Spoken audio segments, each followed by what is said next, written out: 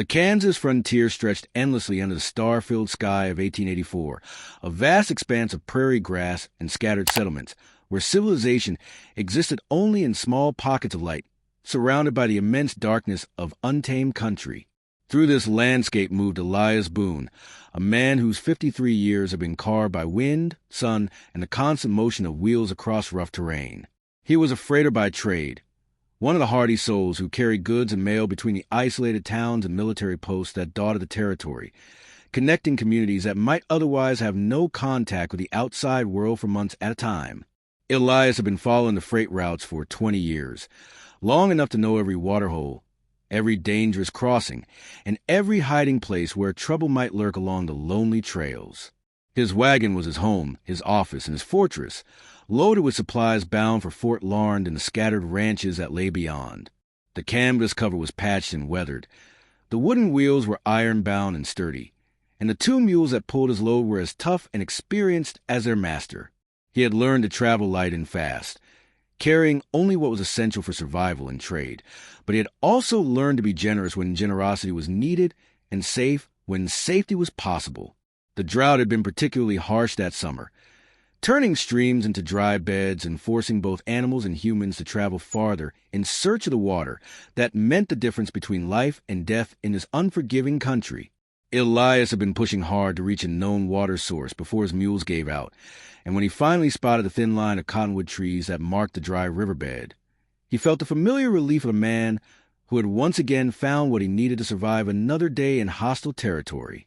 The camp he made that evening was simple and practical, wagon positioned to provide windbreak and defensive cover, mules picketed where they could graze on what little grass remained, and a small fire built with driftwood gathered from the riverbed. It was a kind of temporary home that Elias had created thousands of times over his years on the trail, a place where he could rest and prepare for the next day's journey, while remaining alert for the dangers that might emerge from the darkness. He had learned to sleep lightly and wake quickly, skills that had kept him alive through encounters with bandits, hostile weather, and the occasional wild animal that viewed humans as either threat or opportunity. As he prepared a simple evening meal, beans, bacon, and coffee strong enough to dissolve horseshoes, Elias noticed movement in the brush beyond the circle of firelight. At first, he thought it might be an animal coming to investigate the unfamiliar sounds and smells of his camp, but the movement was too purposeful and careful to belong to anything that walked on four legs. Someone was watching him, studying his camp with a patience and skill that suggested either considerable experience or considerable desperation. Elias continued his evening routine without obvious alarm, but his hand moved closer to the rifle that always lay within easy reach when he was in potentially dangerous territory. 20 years of frontier life had taught him that showing fear or suspicion too early could escalate a situation that might otherwise resolve itself peacefully, but had also taught him that being unprepared could be fatal. He maintained his casual posture while carefully observing the shadows beyond his fire, trying to determine whether he was dealing with a single observer or multiple potential threats. The answer came as a small figure emerged from the darkness with the hesitant movements of someone who desperately needed help but wasn't sure whether it would be offered or refused. It was a child, an Apache boy who couldn't have been more than 10 years old, his traditional clothing torn and stained with the evidence of hard travel, his dark eyes holding the kind of exhaustion that spoke of days or perhaps weeks of desperate flight from some unseen danger. The Apache boy stood at the edge of Elias's firelight like a wild creature poised between hope and flight, his small body trembling with exhaustion, but his dark eyes alert for any sign that the white man might represent danger rather than salvation. Elias could see that the child was in desperate condition. His clothes were torn and dirty. His feet were bare and obviously painful from walking across rough ground, and his thin frame suggested that he hadn't eaten properly in several days. Most telling of all was his absolute silence. The boy made no sound, spoke no words, and seemed to have withdrawn into himself as a protection against whatever trauma had driven him to seek help from a stranger. Elias had encountered Apache people before during his years of frontier travel, sometimes as trading partners, occasionally as threats, but most often as fellow travelers trying to survive in country that was hostile to everyone regardless of race or culture. He had learned enough of their language to conduct basic business, and had developed a respect for their skills, their courage, and their deep knowledge of desert survival. Looking at this frightened child, Elias felt no fear or suspicion, only the protective instinct that any decent adult would feel toward a young person in obvious distress. "Easy there, son," Elias said quietly, using the gentle tone he might employ with a spooked horse. "Nobody's going to hurt you here." The boy didn't respond to the English words, but something in Elias's tone seemed to reassure him enough that he took a tentative step closer to the fire. Elias could see now that the child was not only exhausted and hungry, but also frightened in a way that suggested he had witnessed something terrible or was fleeing from some threat that had taught him to fear all strangers. The silence was almost certainly a defense mechanism, a way of protecting himself by avoiding communication that might reveal information that could be used against him. Elias made no sudden movements as he reached for his pack and withdrew a piece of jerky and a cup of water. He set both items on a flat stone near the fire, then deliberately moved away to give the boy space to approach without feeling trapped or threatened. It was a technique he had learned from dealing with wild animals, but it worked equally well with humans who had been traumatized and needed time to build trust. The boy watched Elias's movements carefully, evaluating the older man's intentions and trying to determine whether this unexpected kindness was genuine or might be a trap of some kind. After several long minutes of careful observation, hunger and thirst finally overcame caution, and the child darted forward to grab the food and water before retreating to a safe distance. He ate and drank with the desperate efficiency of someone who had learned not to waste opportunities for sustenance, but his eyes never left Elias's face as he tried to read the white man's character and motivations. "That's better," Elias said approvingly as the boy finished a meager meal. "You look like you've been traveling hard for a while. Where are your people?" The question was asked gently, without pressure or demand, but the boy's only response was a slight shake of his head that might have meant he didn't understand English, or that he couldn't or wouldn't answer, or that the question itself was too painful to address. Elias didn't press for more information, understanding that whatever had separated this child from his family and community was probably tragic, and that pushing for details would only increase his distress. Instead, he focused on immediate practical needs that any child would have after days of hard travel and exposure to the elements. As the evening grew colder and the fire began to burn low, Elias made a decision that was both simple and potentially significant. The boy was clearly exhausted and needed rest, but sleeping in the open would expose him to the cold desert night and any predators that might be drawn to the camp. The space under Elias's wagon was sheltered, dry, and warm from the residual heat of the day, and would provide both physical comfort and psychological security for someone who had learned to be wary of open spaces and exposed positions. Elias gestured toward his wagon, pointing to protected space beneath it where his own bedroll was already arranged. "You can sleep under there tonight," he said, accompanying his words with simple gestures that would be understood regardless of language barriers. "It's warm and dry, and nothing can get at you without going through me first." The boy studied Elias's face intently, searching for signs of deception or hidden motives. In his young life, he had probably learned that kindness from strangers often came with a price, and that accepting help could sometimes lead to situations more dangerous than the original problem. But exhaustion and cold were immediate realities, while potential dangers were still hypothetical, and the prospect of sleeping in genuine shelter rather than hiding in the brush was too tempting to refuse. Slowly, cautiously, the boy approached the wagon and crawled into the space beneath it, curling up in the corner where he could keep watch on both approaches, while still benefiting from the protection that the wooden structure provided. Elias covered him with a spare blanket, noting how the child flinched slightly at the contact, but didn't pull away from the warmth and comfort that the covering provided. "Sleep easy, son," Elias said quietly. "I'll keep watch and make sure nothing bothers you during the night." The promise was simple but profound, representing the kind of protection and security that the boy had probably not experienced since whatever catastrophe had separated him from his family and community. For the first time since his arrival at the camp, some of the tension went out of the child's small body, and his breathing began to deepen as exhaustion finally overcame his vigilance and caution. Elias settled into his own watch position, feeding the fire to keep it burning steadily through the night, and listening for any sounds that might indicate approaching danger.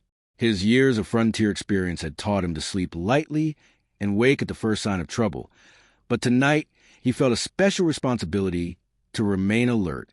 The boy had trusted him with his safety, and that trust created obligations that went beyond simple hospitality. As the night progressed, Elias found himself thinking about the circumstances that might have brought an Apache child to his isolated camp. The most likely explanation was that the boy's family or band had been attacked, either by hostile tribes, bandits, or possibly military forces, and that he had escaped while others had been killed or captured. Such tragedies were unfortunately common on the frontier, where conflicts between different groups often resulted in casualties among the most vulnerable members of any community. The child's condition and behavior suggested that he had been traveling alone for several days, probably moving at night and hiding during the day to avoid detection by whoever might be pursuing him. His silence could be the result of trauma, or it could be a deliberate strategy to avoid revealing information that might endanger himself or any surviving members of his family or tribe. Either way, it spoke of intelligence and maturity that was remarkable in someone so young, but also tragic in its implications about the experiences that had forced such rapid development. Throughout the night, Elias maintained his vigil, adding wood to the fire when necessary, and listening for any sounds that might indicate trouble approaching from the darkness. The boy slept deeply, the kind of exhausted slumber that came after days of stress and insufficient rest, and Elias took satisfaction in knowing that he was providing genuine refuge for someone who desperately needed it. He had no clear plan for what would happen in the morning, whether the boy would continue his journey alone, or whether some alternative arrangement might be possible. But for now, it was enough to know that a frightened child was sleeping safely under his protection. As dawn approached and the eastern sky began to lighten with the first hints of sunrise, Elias prepared for another day of travel, assuming that he would soon be back to his familiar routine of solitary freight hauling across the endless Kansas prairie. What he didn't yet realize was that his simple act of kindness had been observed and would soon bring consequences that would transform both his understanding of the frontier and his own place within its complex web of relationships and obligations. The first light of dawn revealed a transformation of the landscape around Elias's camp that was so complete and unexpected that he initially thought he might be dreaming or experiencing some kind of hallucination brought on by too many years of solitary travel. What had been empty prairie the night before was now occupied by dozens of Apache men, women, and children, arranged in a perfect circle around his wagon, with a precision and coordination that spoke of careful planning and execution. They had materialized in the darkness with such stealth that not even his experienced frontiersman's instincts had detected their approach during the night. The sight was both magnificent and slightly unnerving. Apache families in traditional dress, warriors with painted faces and ceremonial weapons, elders whose bearing spoke of wisdom and authority, and children who watched the proceedings with the careful attention that their culture demanded of all community members regardless of age. They were positioned at exactly equal intervals around the perimeter of what Elias now realized was considered sacred or protected space, creating a human barrier that would prevent any hostile force from approaching his camp without first having to deal with the entire assembled community. At the center of this remarkable gathering, closest to Elias's wagon, stood a man who could only be a war chief or other leader of considerable importance. He was perhaps 40 years old, tall and straight, with a kind of natural authority that commanded respect from both followers and enemies. His clothing was traditional but also practical, decorated with symbols that told stories of his achievements and status within the community. Most significantly, his face bore an expression not of hostility or suspicion, but of something approaching gratitude and formal recognition.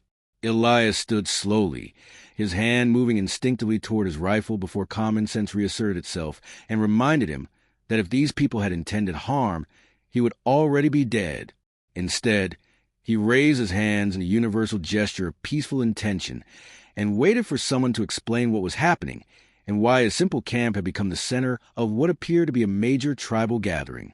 The Apache boy who had slept under his wagon was now awake and standing beside the leader who was obviously his father or uncle, his small face showing relief and joy at being reunited with his people. But there was also something else in his expression, a kind of respect and affection as he looked back at Elias that suggested the night of protection and kindness had created a bond that transcended cultural and language barriers. The war chief stepped forward, moving with the deliberate dignity of someone conducting a formal ceremony, and when he spoke, his English was clear and precise despite a slight accent that marked it as a second language learned for diplomatic necessity rather than cultural preference.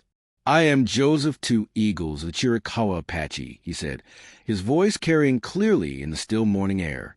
"The boy you protected is my son, Little Wolf, who has been missing from our people for 8 days. The revelation answered many of Elias's questions about the child's condition and circumstances, but also raised new questions about why an Apache war party had been searching for the boy in Kansas, hundreds of miles from their traditional territory in the southwestern deserts. The explanation, when it came, revealed a story of tragedy and displacement that was unfortunately common among Native American families during this period of rapid territorial expansion and cultural conflict. We were traveling north to escape persecution from those who would confine us to reservations and steal our children for their schools, Joseph explained, his voice carrying the weight of grief and anger carefully controlled. We were attacked by soldiers and mercenaries 3 days' journey from here. Many of our people were killed or captured, and in the chaos of battle, Little Wolf became separated from the survivors. The war chief's eyes moved to his son, and Elias could see the depth of relief and gratitude that came with recovering a family member who had been thought lost forever. He has told us of your kindness, of the food and water you shared, and of the shelter you provided when he had nowhere else to turn. Such actions create obligations and relationships that transcend the boundaries between our peoples. Joseph Two Eagles gestured toward the assembled Apache families who had formed the perfect circle around Elias's camp, and his explanation of their presence revealed cultural traditions and spiritual beliefs that were both ancient and profound. What you see here is the circle of protection, he said, his voice taking on the formal cadence of someone sharing sacred knowledge.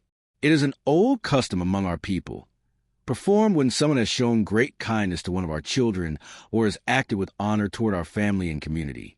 The ceremony, Joseph explained, served multiple purposes that reflected the complex social and spiritual systems that govern Apache life.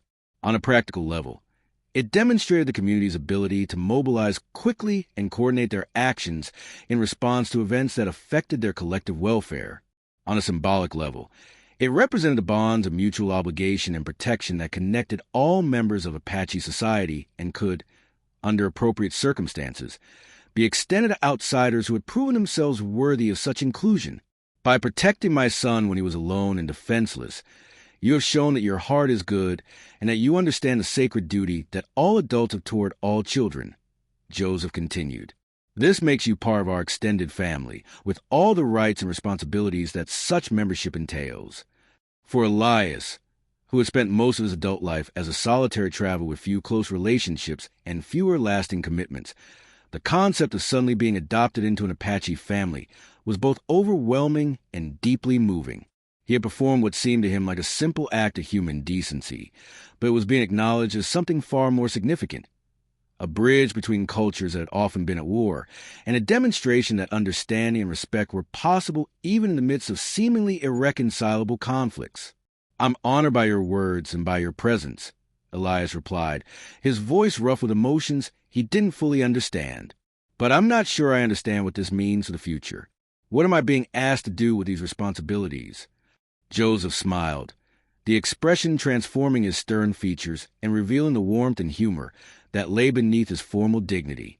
You are being asked to continue being the man you have already shown yourself to be, someone who sees children as precious regardless of their race, someone who offers help without expecting reward, and someone who understands that kindness is never wasted even when it seems to go unnoticed. The war chief paused, his expression becoming more serious as he addressed the practical implications of what was being proposed. But you are also being asked to serve as a bridge between our peoples when such bridging becomes necessary. There will be times when misunderstandings arise, when violence threatens, when cooler heads and wiser voices are needed to prevent tragedy. In such times, your voice will be heard by both communities because you have earned respect from both. As the morning progressed and the formal aspect of the ceremony were completed, the Apache families began to interact with Elias in ways that demonstrated their acceptance of him as an honorary member of their extended community. Children who had been taught to be wary of white strangers approached him with curiosity and trust. Women shared food and stories that revealed the richness of their cultural traditions, and men spoke of plans and concerns that were normally discussed only within the tribe. Little Wolf, the boy whose rescue had triggered this unprecedented gathering, remained close to Elias throughout the day, serving as an informal translator and guide to the customs and expectations of his newly adopted family. The child's obvious affection and respect for the man who had protected him during his time of greatest need helped to cement the bonds that were being formed between Elias and the Apache community.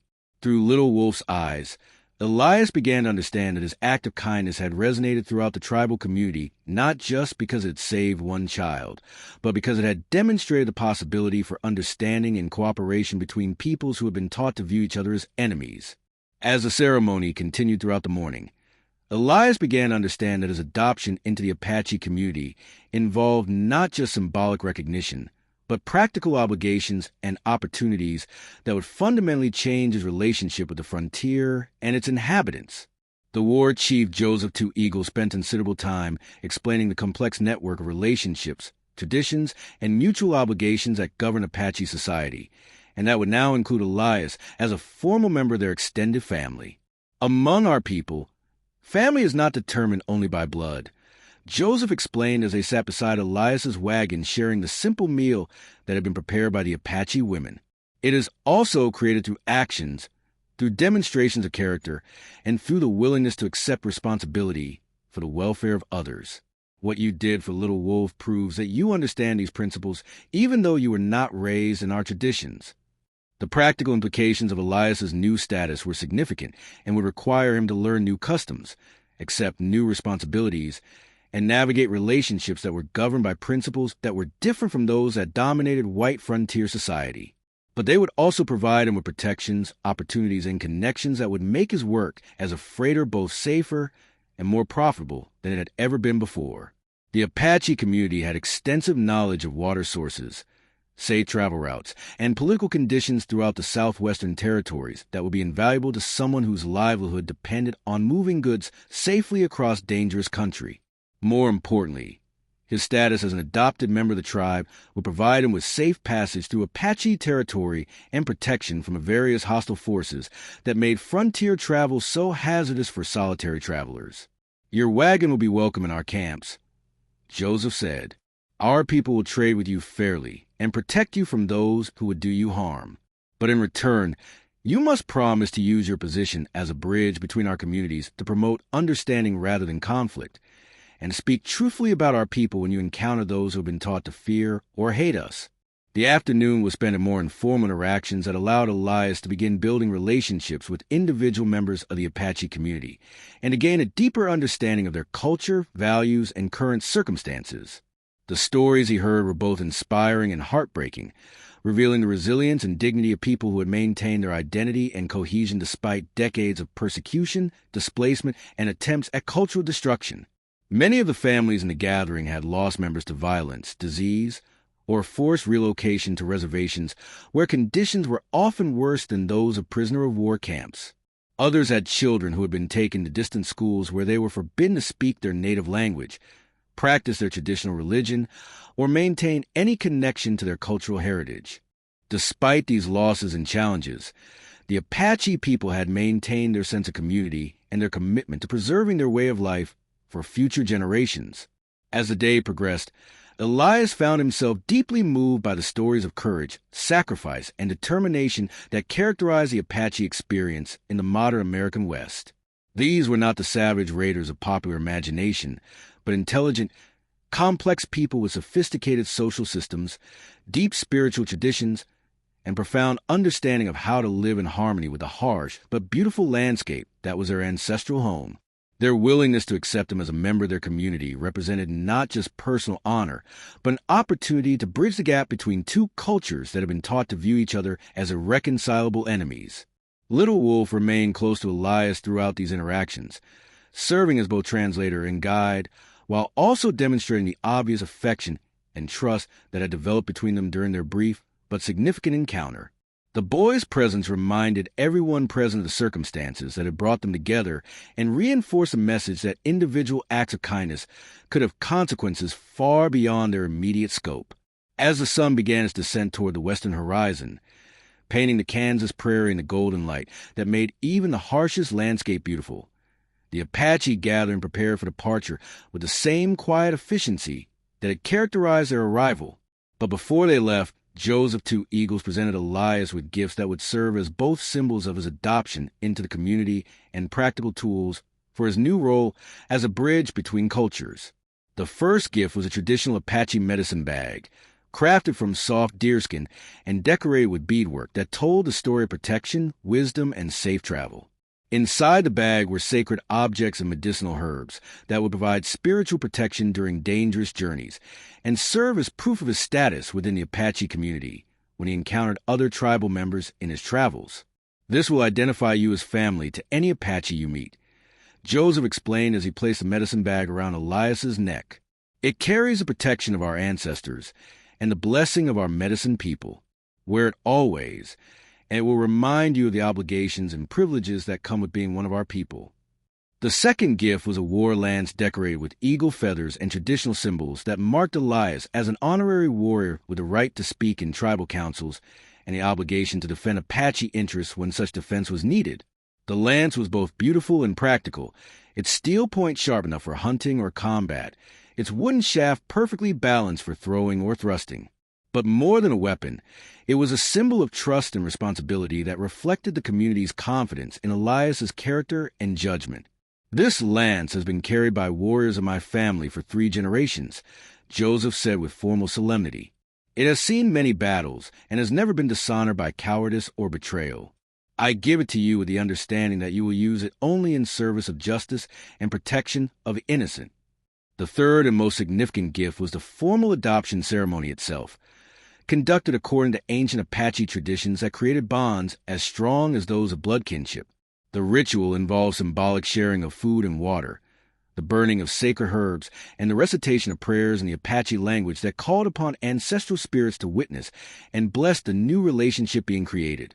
Elias found himself profoundly moved by the beauty and solemnity of the ceremony, understanding that he was being included in traditions that stretched back for countless generations and that connected him to a spiritual and cultural heritage that was both alien and somehow familiar. As the ceremony concluded, Joseph made a request that would test Elias's commitment to his new family and his understanding of the responsibilities that came with adoption into Apache society. We have been traveling north to escape persecution in our traditional territory, the war chief explained. We seek a place where our children can grow up free, where our people can practice their customs without interference, and where we can live according to the laws of our ancestors rather than the laws of those who conquered our land. Joseph paused, his dark eyes studying Elias's face intently. We have heard that there are places in the northern territories where such freedom might be possible, but we need someone who can travel safely through white settlements and gather information about conditions, attitudes, and opportunities in those regions. Will you serve as our scout and messenger in this effort? The request represented more than just a favor between friends. It was a test of Elias's willingness to risk his own safety and reputation in service of his adopted family's welfare. Helping Apache refugees find safe haven would certainly be viewed as treason by many white authorities and could result in his arrest, imprisonment, or worse if his activities were discovered. But it would also represent the fulfillment of his promise to serve as a bridge between cultures and to use his position to promote understanding rather than conflict. I'll do whatever I can to help, Elias replied without hesitation, understanding that his decision would fundamentally change his life, but feeling certain that it was the right choice. Your people are my people now, and your children deserve the same chance for freedom and safety that any children deserve. The departure of the Apache gathering was as carefully orchestrated as their arrival had been, with families disappearing into the landscape with such skill that within an hour, Elias could almost believe that the entire remarkable event had been a dream. But the medicine bag around his neck, the war lance secured to his wagon, and the profound sense of purpose that now filled his heart provided tangible evidence that his life had been permanently transformed by a single night of simple kindness to a frightened child. Little Wolf was the last to leave, approaching Elias with the formal dignity of someone conducting important business, despite his young age. "My father says I should give you this," the boy said in carefully practiced English, presenting Elias with a small carved wooden horse that had obviously been crafted with great skill and attention to detail. "I made it during the long nights when I was lost and scared. It helped me remember that there are good people in the world, even when everything seems dark and dangerous." Elias accepted the gift with the reverence due to something that represented not just artistic skill, but emotional significance that went far beyond its material value. "Thank you, Little Wolf," he said, his voice thick with emotion. I'll treasure this always, and every time I look at it, I'll remember the brave young man who survived 8 days alone in hostile country and still had faith enough to trust a stranger. The boy smiled, the expression lighting up his young face and reminding Elias that despite everything he had endured, Little Wolf was still a child with a child's capacity for joy and hope. My father says you will always be welcome in our camps and that our people will help you whenever you need help. He also says that someday when I am old enough, I will ride with you on your journeys and learn to be a bridge between peoples like you have become. As the Apache families faded into the vast expanse of prairie, moving with a silent efficiency that had allowed them to survive centuries of conflict and displacement, Elias began to plan the next phase of his life and work. His role as a freight hauler would continue, but would now serve a larger purpose than simple commerce. He would become a gatherer of information, a carrier of messages, and a facilitator of connections between Apache refugees and the safe havens they sought in the Northern Territories. The transformation from solitary businessman to active participant in one of the great humanitarian crises of his time was both daunting and inspiring. Elias understood that he would need to learn new skills, develop new relationships, and accept risks that he had previously avoided during his years of careful neutrality and commercial focus. But he also understood that his unique position as an adopted member of Apache society, while remaining a trusted member of white frontier communities, gave him opportunities to make a difference that few others could match. Years later, when Elias had become legendary throughout the southwestern territories as the white man who could travel safely through any Apache territory and who had helped dozens of refugee families find new homes in the north, he would always remember this morning as the moment when his real life had begun. The circle of protection that had surrounded his humble camp had become a symbol of the bonds that could unite people across all the boundaries that seemed to divide them, and the frightened Apache boy who had trusted him with his safety had become the catalyst for a life of purpose and meaning that exceeded anything Elias had ever imagined possible. The wooden horse that Little Wolf had carved during his nights of fear and solitude became Elias's most treasured possession, a reminder that even in the darkest circumstances, the human spirit could create beauty and hope, and that individual acts of kindness could grow into movements that changed the world for countless people who never knew the names of those who had helped them find their way to safety and freedom.